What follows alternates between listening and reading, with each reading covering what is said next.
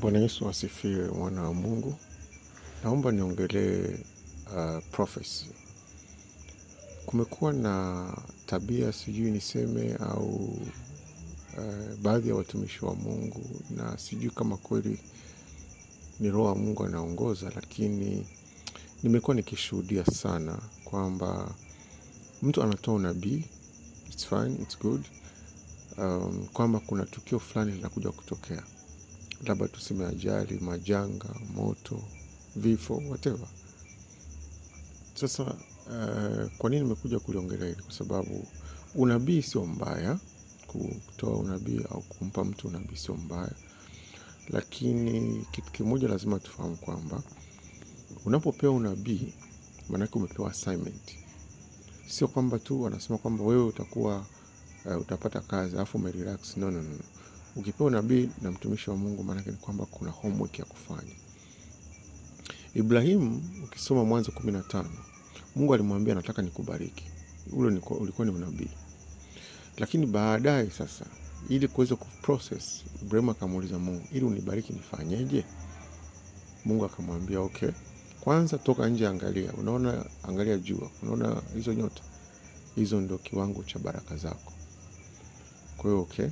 Kwa hiyo tayari unaona kumbe unabii unakuwa na moja, unakuwa very briefly, very focused. Kwa akaona kwamba kumbe unabii wangu, utajiri wangu au mafanikio yangu au baraka zangu ni idadi ya nyota.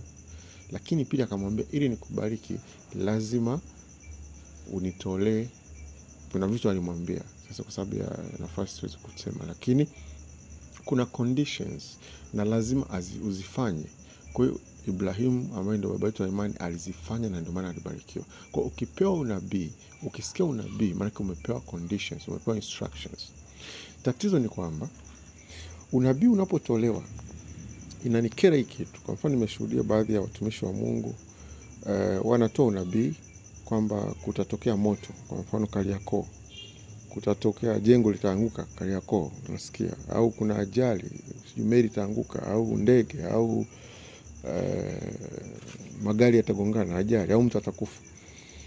Eventually unabii ukishatimia, kile kitu kikafanyika, yani sielewi nini, yani sijui ni shetani au ni pepo gani, waumini wa hiyo kanisa wanakushangilia, yes, unabii umetimia.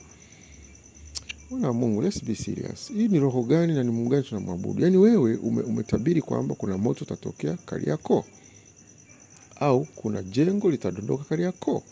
Eventually jengo limedondoka, alafu unarudi kushangilia. Eti unashangilia tu kwa sababu unabii umekamilika. Does it make sense? Huyu ni Mungu kweli unamwabudu? Huyo ni Mungu ambaye anapenda maafa? Ni Mungu anayependa ajali?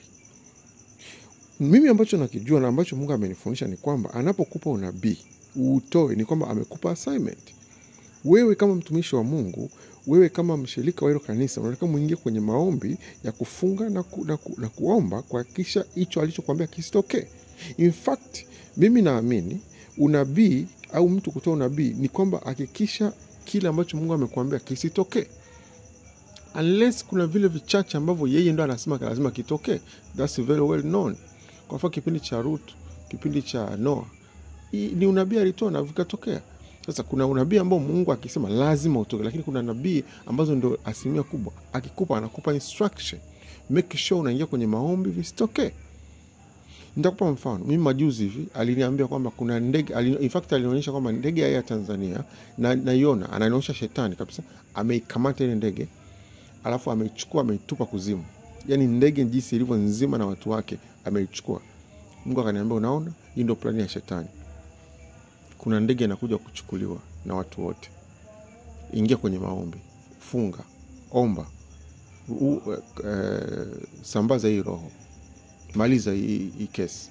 Kwa hiyo nikaingia kwenye maombi, nikafunga, nikaomba, kweli Mungu akanipa kibali, ile ndege ikasalimika. Na sikuwa nimejua.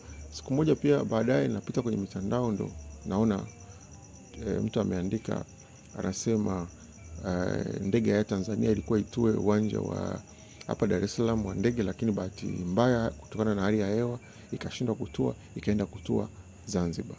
Mungu akaniambia unaona, hii ndio ilikuwa ajali itokee, lakini umeshinda hii kesi. So hongera. Na mwana wa Mungu nikwambie, unaposhinda, Mungu akikupa assignment ukashinda, anakupandisha cheo. Kila assignment inakuwa na level, inakuwa na cheo. Na kila assignment inakuwa ni jaribu lako. So make sure unalishinda. Kwa watumishi wa Mungu wengi na Wakristo wengi na wanadamu kwa ujumla, kila mtu kwa nafasi yake, asilimia kubwa watu tumeshindwa, kwa sababu tumeshindwa kutembea na Mungu na kumsikia Mungu, kwa sababu tumeshindwa assignment. Tumeshindwa kusikia sauti yake na kutii. Okay. Namaliza kusema hivi, si sawa na sio sahihi. Inabidi tubadilike. Usisherekee wala kushabikia unabii unapotimia. Unatakiwa ulie machozi na unungunike na usikitike. Urudi magotini uombe rehema na toba, kwa sababu umefeli mtihani mgumu.